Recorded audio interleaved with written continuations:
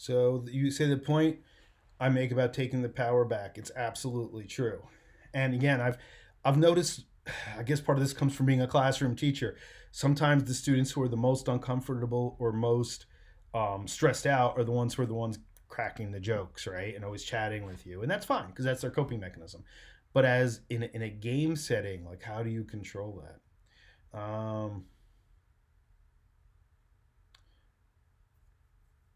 Let's see.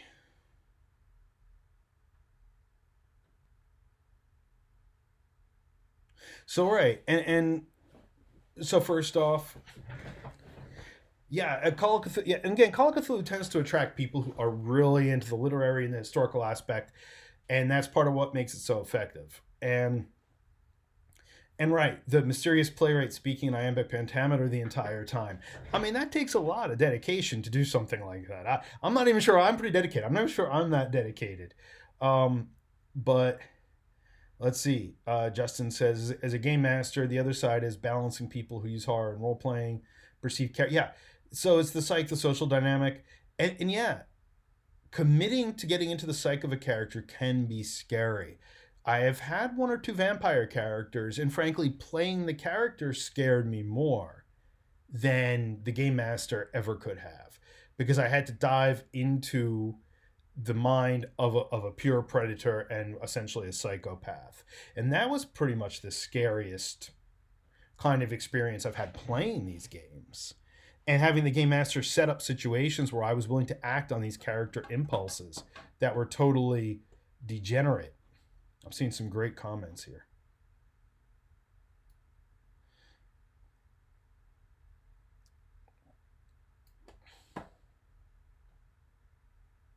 Yeah, stream games are especially hard there. And I've definitely I've definitely run into the issue with stream games that even more than sit down games, keeping the attention focused is so rough, and getting the immersion is so rough. But a heartbeat soundtrack definitely works. I don't know if Andy's here, but he played in my Space Hulk tabletop game, which is really a board game.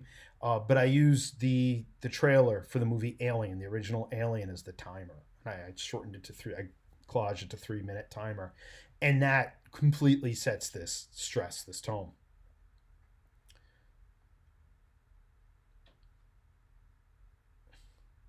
Inverted graveyard. I like that. Yeah, and and think about like if you could really simulate players and get them into the head of that claustrophobic space of having to tunnel into a graveyard or underneath a graveyard, especially an old-fashioned graveyard where yeah, the corpses just fall right out. Fear and horror are the same thing. I guess that's a good question. Are fear and horror? I think I use the word horror here because that's what we call Cthulhu, a horror role playing game, right? But we're really talking about dread. We're talking about fear. We're talking about evoking that kind of that kind of creep.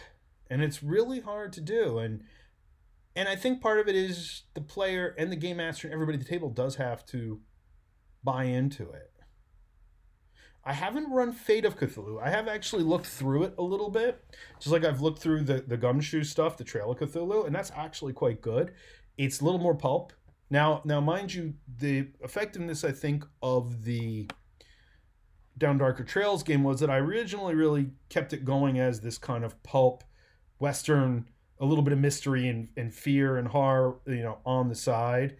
But then this past session, both at Fire Hill, where they had to investigate this ritual site because again they were isolated, so their characters are now 9 miles out of town in the desert in Apache territory. They negotiate with the Apaches. They get to this place Fire Hill, and nothing it seems right at Fire Hill. Whatever they try to do, things become distorted to the point that the players were getting a little unnerved because they couldn't figure out how to control this environment.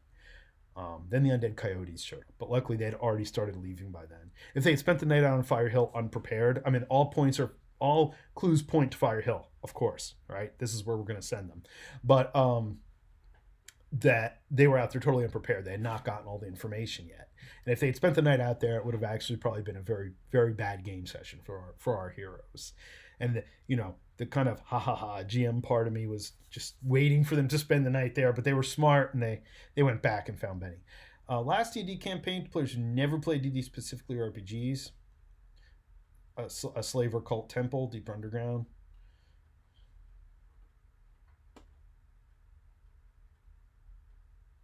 Yeah, yeah, and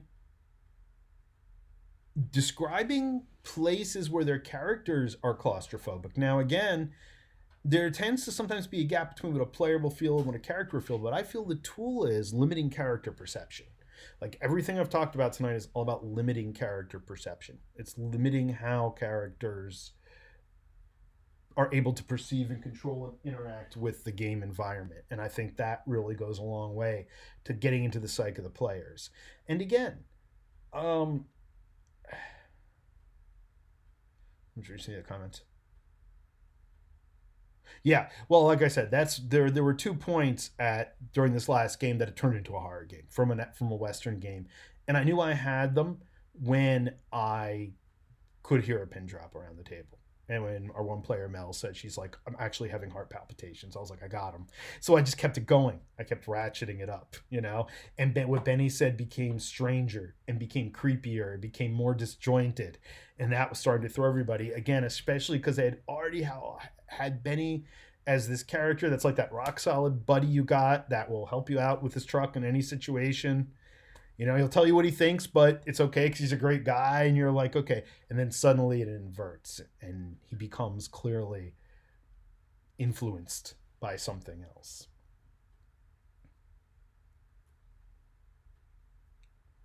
Yeah, absolutely. So Torby's here saying keeping in mind the extended description to extend the descriptions and the contamination of the norm. That's a great description. Contamination of the norm, loss of control. And yeah, that balance. Like, how do they still have enough power to remain invested? Because if, you know, the players, even in my game, if I just said, well, yeah, you guys, you know, this is going to happen to you, and you have no. The whole joke of Call of Cthulhu is you are basically the best you can hope for is being unnoticed, right? That's kind of the joke of the mythos. The best you can hope is that they never spot you, and you really go through this whole scenario under their radar. But then why are the characters invested? So then you have to give them personal investments. Now, several of the characters do in fact have back histories that have started weaving into it. And in fact, that was going to come into play during the last game, but they left the location. And that I think is going to psych out the player, because the player already was psyched out when there was kind of this parallel slash analog incident in the current game that mirrored some of his past experiences. And that actually freaked the player out a little bit. And the funny part is it was totally unintentional. It was all dice. So it was totally unintentional on my part. So that was really interesting. The horror movie room, body spinning from the hooks. Yeah. And now and again, that kind of gore, like, you know, all right, as a guy that sits around and listens to, like, you know, death metal and stuff, you know, the descriptions of gore, sometimes they're visceral enough, but what I think are the more subtle, I think the more subtle the description, the more it gets me. Like, I think about Hellraiser, right? The movie, the original movie, which was quite good. Um, and you think about that whole movie where there's Frank walking around with no skin most of the movie, right? I mean, it's gross. You're like, oh, that's effed up, right? But one of the worst parts is when he's still human and there's this close up where he cuts his bicep on a nail in a door frame. And to this day, when I see that, I still squirm, because you know what that feels like. Sometimes I think pulling back those kind of subtle descriptions and focusing on those subtle extended descriptions, as was said earlier, is what really kind of affects somebody. Now, yeah, and again, it depends on the players. Like, I have run into players where, you know, corpses hanging from the rooms where it's, you know, Rob Zombie's, you know, House of a Thousand Corpses or whatever. I think that would affect some people I've run into who play these games, especially if they're primarily fantasy RPG players and their whole reference is the heroic fantasy. This idea that suddenly they could run into something this horrible does tend to freak people out. Yeah, infravision. Yeah, so let's think about that, right? So this character has infravision, right? So what happens if we start using that against them? What happens if we start manipulating it so that they're seeing things they don't want to see in their infravision?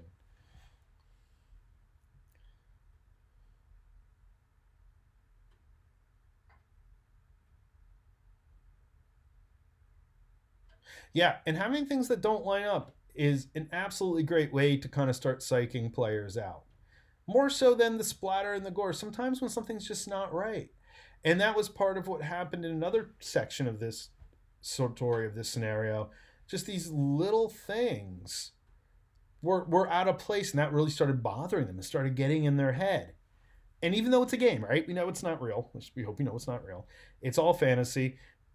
Ooh, oh, candle went out. Does that mean something? Does that mean that I have invoked the yellow sign incidentally by speaking the name earlier? That was a very funny comment. I liked it.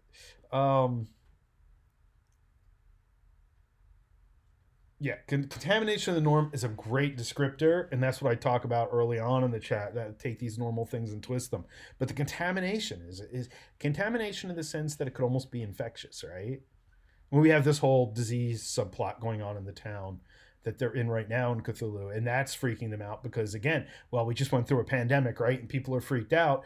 Well, this is this seemingly supernatural disease that they're not sure how it's spread, they're not sure how it's contracted, they're not even sure if it's a physical disease, and that's also weaving in. And corruption, right? Even in Tolkien, what was scary, and in Tolkien wasn't horror by any means, but what's really scary about the extended genre of that, like let's look at some of the other fantasy that came after that. This idea of these good things just that go bad and we can't help it, right? There's no way that we can help it, and that it destroys everything that's familiar. That is horror, right? Mordor is in a way the essence of the horror of industrialization. I find the descriptions of smells and tactile sense of air to be one of the best things, and it is so overlooked by so many people. The Hellraiser 2 scene. I haven't seen Hellraiser 2 in years. I've watched all of them probably, but yeah, yeah. Frank pretending to be her dad. Well, that's kind of a parallel. I guess I kind of inadvertently drawn that with the Benny scene because, again, like it's becoming slowly apparent to the characters involved that maybe Benny really isn't Benny, right? That maybe there's something even worse going on here.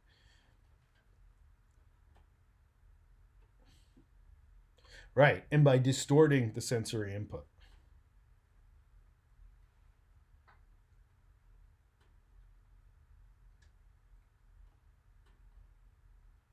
Yeah, I figured out that was Tim a few minutes ago. I was like, oh, Tim and Adam are both here. Awesome. You made it. I figured this when we read up your guys' alley because we talked about a lot of this, and even Adam's little Pathfinder game that he ran for us was based on the movie The Lighthouse. So it had a lot of that kind of decay of insanity. Was Benny ever Benny? So I said that a yeah, discordant music in Tolkien, and that's interesting too. An interesting way to introduce corruption, absolutely. Well, and I'm all about discordant music. As playing medieval music, there's plenty of tritones and overtones and stuff like that that create discord. But anyway, so was Benny ever Benny? That's a really interesting point. And in fact, I made a joke on text, knowing I had this whole scenario set up, saying, Justin, for all you know, Benny's the only guy that really knows what's going on around here. Maybe. Maybe all along he hasn't been the jocular helper, right? We don't know. But I think it's actually more interesting, at least the presentation of it as current, that he was this happy-go-lucky, friendly dude who, in fact, has had something really horrible happen to him despite Sturgill trying to prevent that from happening. Let me relight that other candle. I think it's funny, Fuzzy. I don't know if he's still here. Fuzzy was saying, I didn't even see you sitting there. I was like, yeah, because I was in the dark. I had candles. The whole horror reveal with my Old West setting. I skipped the whiskey tonight, though. I wanted this to be a more focused chat than a few of our other chats that have kind of just been, random chat, which is great. We can do that now. So Discord and Cacophony, yeah. So I use a lot of music in this game. I actually let's see what Skullstein say now.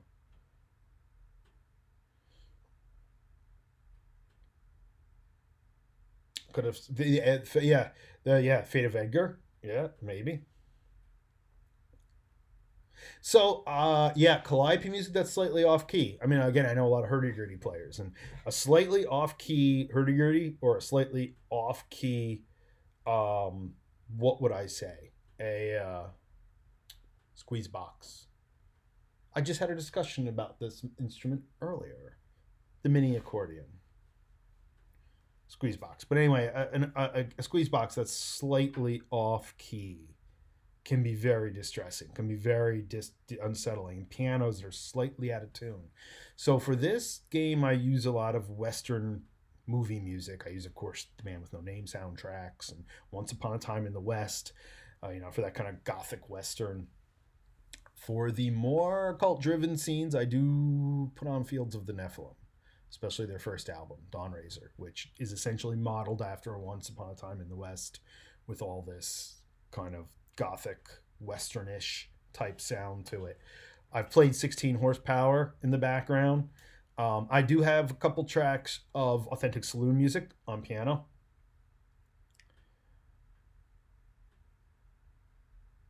Music, damn it. So, yeah, I forgot about Ravenous. That actually had a really interesting soundtrack. I do remember that. And that would actually fit this setting, too. I have used a couple horror soundtracks. I've used some of the stuff for the Richard Stanley movies. And again, I've got I'm not going to get into it. He's the guy that also did Color Out of Space. But we won't get into any of the details for that. But anyway, the Ravenous soundtrack is cool. What else do I have? I have my playlist right here. Pull it up. I found some pretty cool stuff. I was using movies and music and games before it was cool. And I remember years ago with my very first D&D, long-term D&D group in college age, when I started throwing on soundtracks for various scenes, the players were all like, "Oh my God, I never thought of that." And to me, it was kind of natural, being very attuned to music. But now it's kind of a thing. And I mean, some of you know I also have these huge sweeping compositions of dark ambient stuff, which a lot of it's modeled after mythos environments, has a lot of inspiration from Elric. In fact, some of the names of the songs are taken right out of Moorcock stuff. So I use a lot of that sometimes as creepy background music, but it sounds very modern because it's all synthesis. Let's see. I've got Ennio Morricone, a lot of Ennio Morricone, of course. Lenny Niehaus's Unforgiven. Let's see. Django. I've got the Django soundtrack. I've also got Harder They Fall for some of the action scenes. Yeah, I know there's a couple guys that are doing like Great Old One music, and I've listened to some of it, and it's kind of cool. I kind of make my own though. So if I'm going to use Great Old One music, I'm going to use my own ritual music. Let me link my Bandcamp. Not that I'm going to shamelessly self-promote, but I will. So speaking of shameless self-promotion, before we diffuse too much, as you know, I also do the video cast from the tomes on YouTube. In fact, this is going to be edited down into a From the Tomes cast. I actually have one of those scary coyotes here next to me, about to stick his face up on the keyboard. I don't know if you can see him in the dark. There's a werewolf down there creeping around. Let's see. So my Bandcamp is the Aspect Arts Bandcamp, which is kind of also mutated to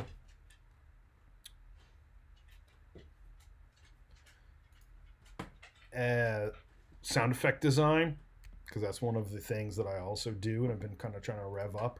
And I have thought about doing one specifically for games.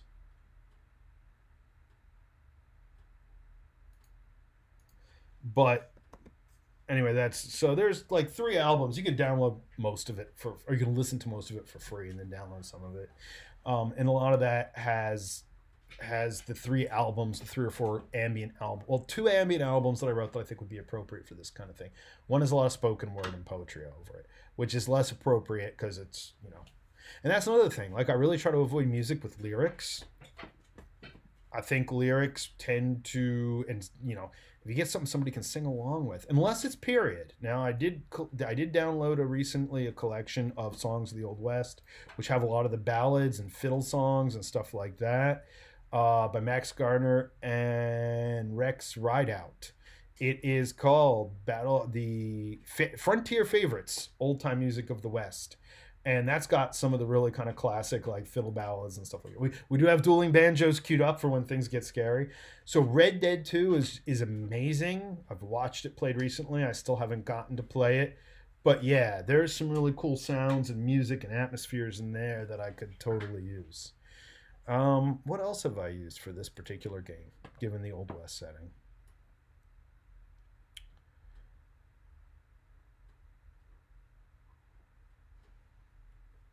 A Desperado soundtrack. I've used the Desperado soundtrack a little bit, especially because it is set in New Mexico and there's a big Latin influence in the local culture. So I've used a little bit of that. I wasn't able to find the original El Mariachi soundtrack.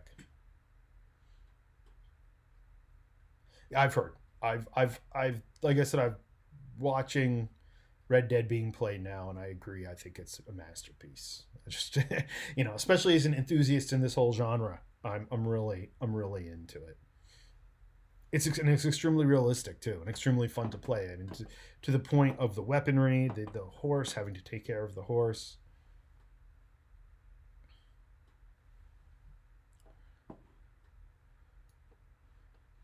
So we've got quite a few. We've got a couple LARPers here too. I know that. So if you have any LARP stories to share, now I've seen some really good atmospheres created in LARPs.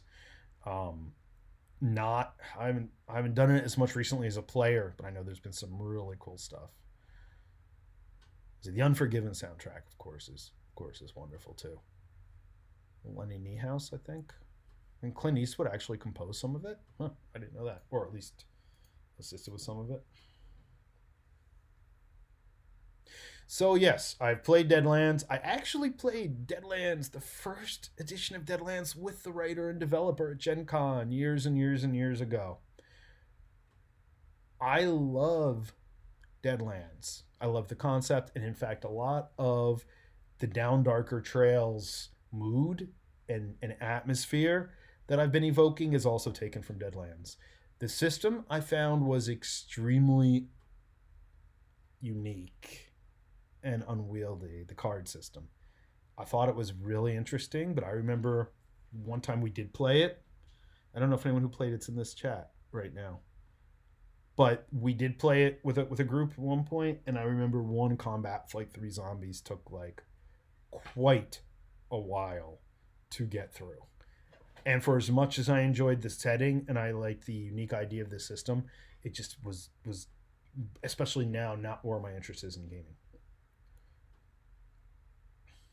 It's neat. It's really cool. I thought it was a really nice novelty. The system isn't Torg clunky, but it's unwieldy as get out. Yeah, it's Torg was really clunky. Torg was like great concept, no idea what I'm actually going to do with this. But so the soundtrack CD that came out with the first issue down, I don't actually think I have that, which is funny. I mean, I played, like I said, I played it really early on, and I loved everything about it. It was just really hard to get into. I would definitely. That's one of the few games that, and I was joking around. That and Shadowrun are the two games where they are so much better played with like GURPS or some non-aligned system, right? Like I'm not a fan of that. And if you've looked at any of my game design talks, also available on the YouTube channel, and there's another one coming hopefully next week. Hope to finally get it done. That that I really feel should integrate systems should integrate to the feel of the game, and it's really tough for me to buy into a generic system. But Deadlands, I would be all over a generic system. I would be all over playing this without playing the Deadlands system. And same thing with Shadowrun. I recently was looking at I played Shadowrun Crossfire a couple of weeks ago, the board game was fine, but I really sit there and read through the Shadowrun book, and I looked through the last edition a little bit, and I thought, yeah, no, just not gonna do it at this stage of my life. Like I'm just not gonna play a system that's this chunky.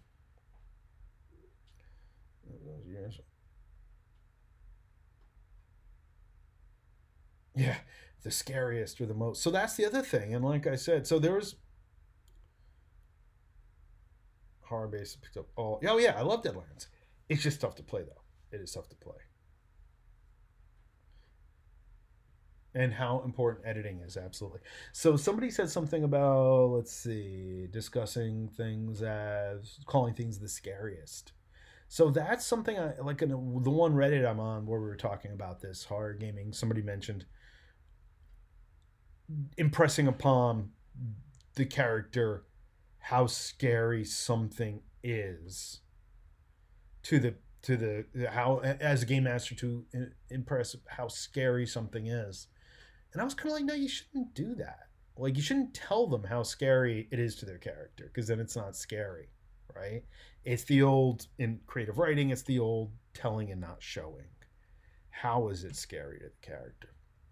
What techniques do you use to make the character feel disoriented, to make them feel afraid, to make them feel out of control? And again, I hate to keep going back and harping on this, but I found the best tool in all this is to not necessarily be fair to your players. And yes, be fair to them as far as the dice rolling and be fair, but as far as what you tell them as far as information about the setting or the environment, they don't have to know it all. They shouldn't know it all. You know, there should be this sense of unknown, this sense of unease, and this threat. And it's antithetical to how a lot of players like to play these games. And I get it. I get it. We play these games largely to feel like heroes, right? But then when you buy into this other kind of game, you kind of just have to admit that, you know, I'm definitely not a superhero and I'm probably not a hero, as we said at the start of the chat.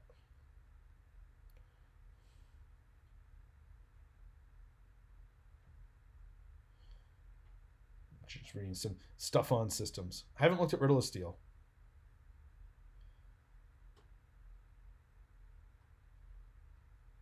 So I've developed a little bit of a thing about RPGs that use cards. I've tried a couple of the newer, kind of innovative, kind of off the beaten path RPGs that use cards, and I don't know, I get it, but I just feel that somehow it starts to detract from the elements that make up a really solid RPG. I think, and I'm even struggling that right now. The fact that your awesome hero might become cannon fodder, right? Well, so I haven't seen Andy on here tonight. I don't know if maybe he's listening but hasn't chat. Yeah, so there are large. So I was about Andy. So he made the comment a few weeks ago on here, and PJ was on here. He's like, well, Atticus is his character. Atticus can't die. He's become my favorite character. PJ was like, you shouldn't get attached, you know. And I'm like, it's Call of Cthulhu. You shouldn't get attached. So the scariest thing is the scene in the LARP setting where it was a newbie mod. You couldn't tell or see. So there's this game that runs this LARP that runs on the border of Germany and Poland. I don't know who runs it, which company, but as if you've seen any of the German LARPs, they literally are so to this level. But anyway, this is actually played in an old castle with a crypt system, with a crypt below the castle. And your characters have to camp in this castle overnight, and there are players who are undead in the crypts. And they literally come out of these real crypts and attack your characters during the night. And a friend of mine in Germany has played it. He's like, you literally are terrified. Like, you literally, the whole mood of being in this abandoned castle, you know, having to have torchlight, firelight, and knowing there's something moving around in the crypt below you, for as rational as you are, saying this is just a game and nothing horrible is going to happen, you're pretty freaked out by about halfway through the night, you know. So that is like taking everything I'm saying now to this huge degree that you probably couldn't even legally do here without a lawsuit, you know. Just imagine that here. Just imagine being like, oh yeah, you know, got terrorized. Now, having said that, even at Dameron, when I've stayed later a few times, I've seen like the orcs raid the camps in the middle of the night and stuff, and that's pretty cool. I'm like, all right.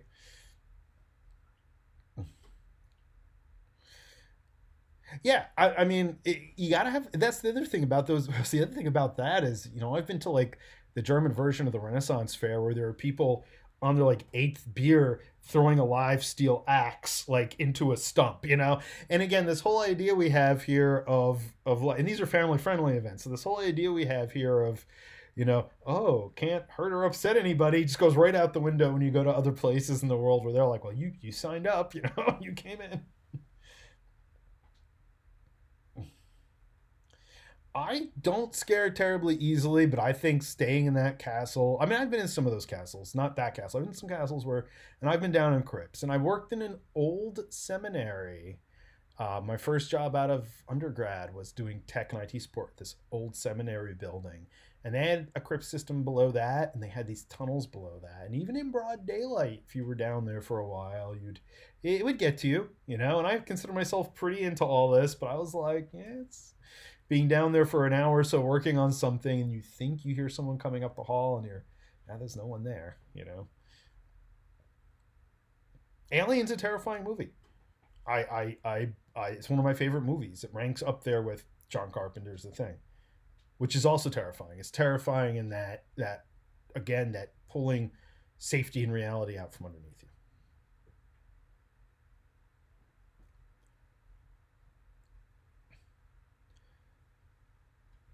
Yeah, and Alien's another one. You don't really ever see the alien until the end. You know, like that's part of the terror of it. Is this thing that is clearly superior to you, stalking you in this isolated environment, and that you have no hope of you. You are pretty sure you have no hope. Yeah. So Event Horizon psychologically is fantastic up until the very end when it turns into like Hellraiser, you know, and then it's like, uh, I lost my interest. But up until then, I thought it was an exceptional movie. Oh yeah, anything early by John Carpenter is a win. Yeah, the original Halloween is still scary. I watch it every year, and every year the scene where they're outside the institution with all the inmates, the patients who have escaped, are extremely scary. And yeah, Hellraiser was so strange because again, it was kind of Lovecraftian too, especially the movie, especially the end where there's like basically, he summons like a Shantag bird or something. It was like so like I mean I remember watching that and just being like, and I didn't know Clive Barker's work at the time. That was my first.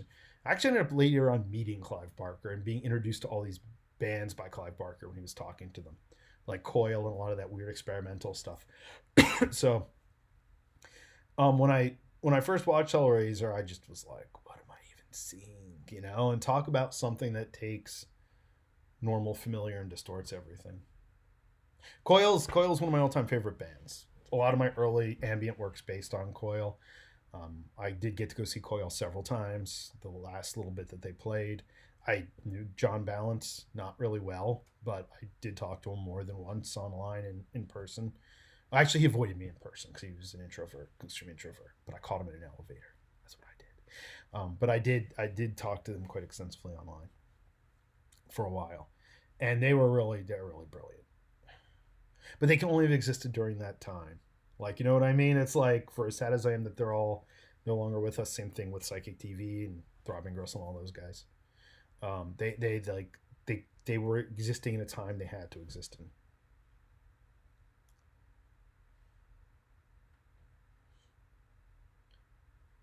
Yeah, that's what I've heard. I've heard they're really good about research.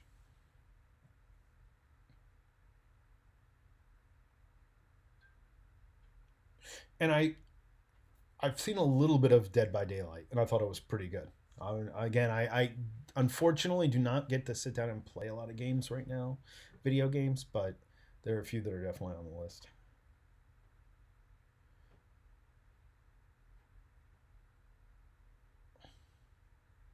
As far as the community work, though, that seems to be an ongoing theme.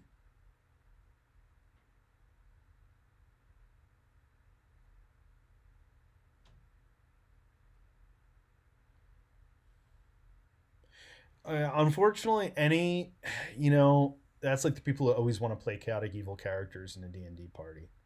Like unfortunately, there's a personality type that does latch on to those environments. A lot of horror communities are like that too. Like, and well, let's face it, a lot of the White Wolf community. Like PJ and I knew a lot of good people playing the early vampire games and LARPs, but there were a lot of really awful people in that scene.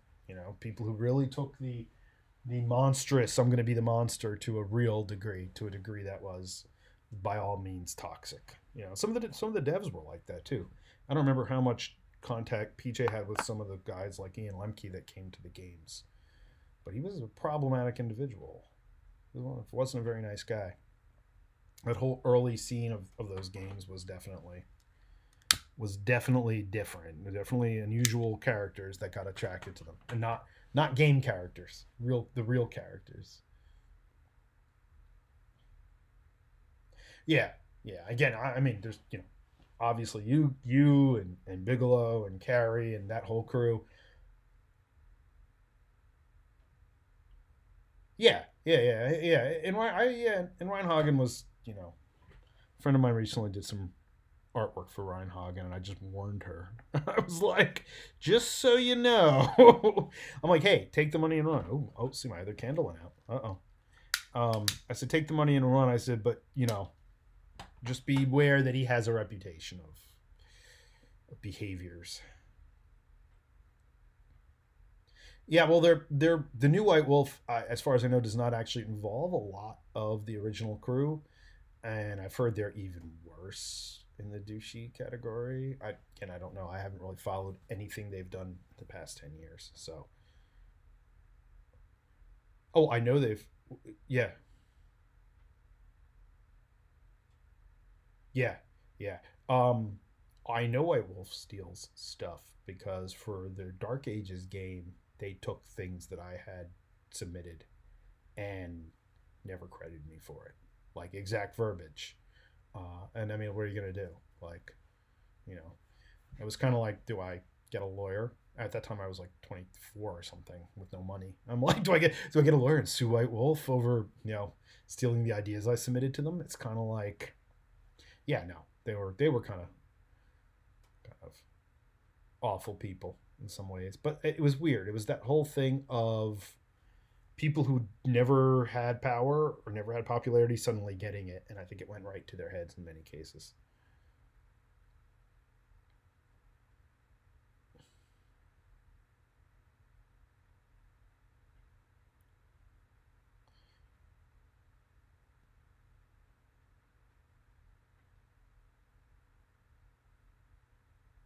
Yeah, yeah, right. And it's kind of sad because you always hope there would be that separation between their actual behaviors and their game content, right? And then you're like, well, no, I guess there isn't.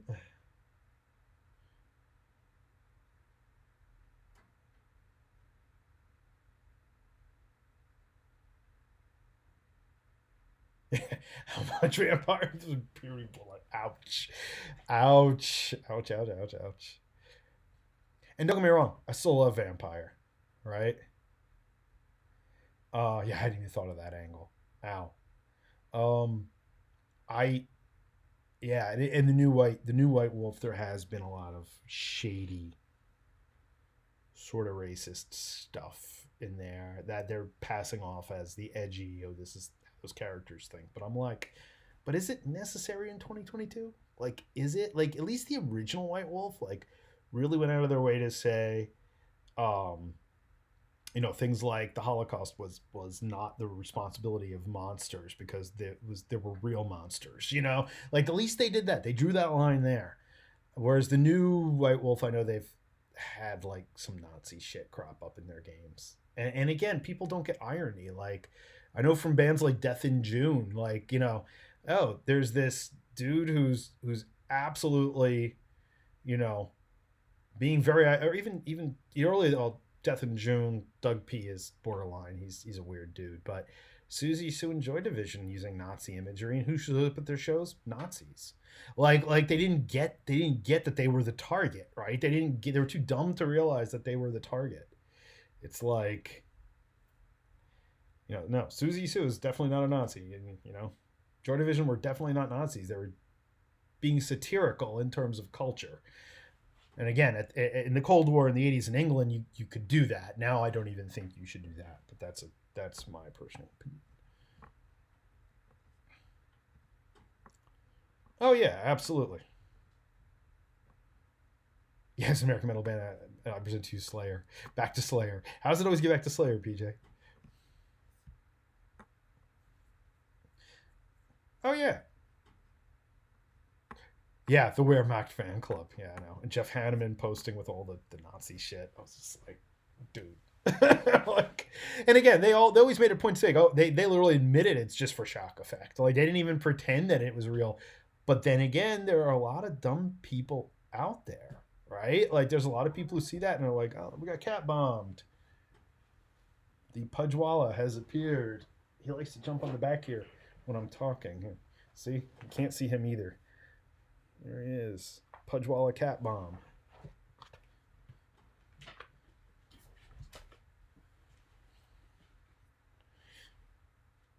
Suddenly the cat appearance.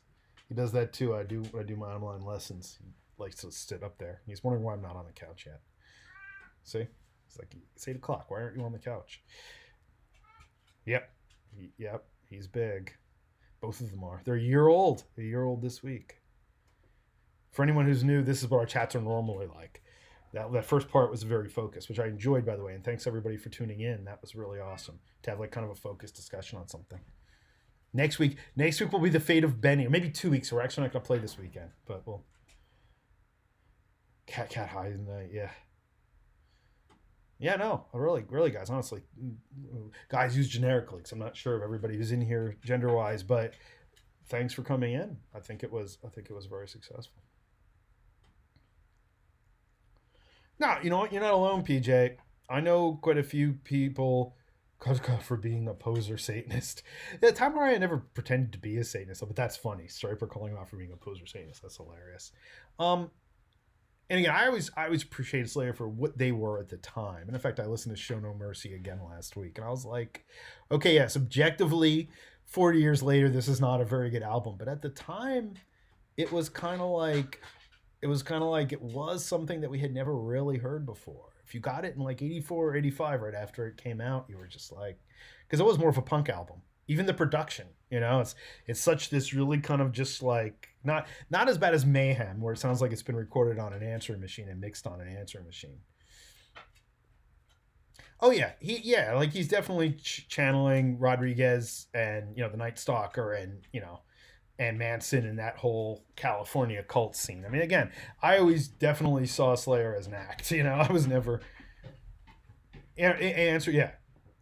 on an answering machine in a bathroom. Exactly. That's what the early Mayhem and Dark Throne stuff sounds like.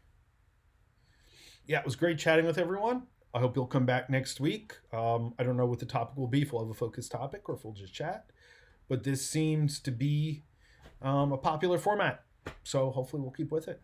Thank you all very much. Great seeing you. Good night.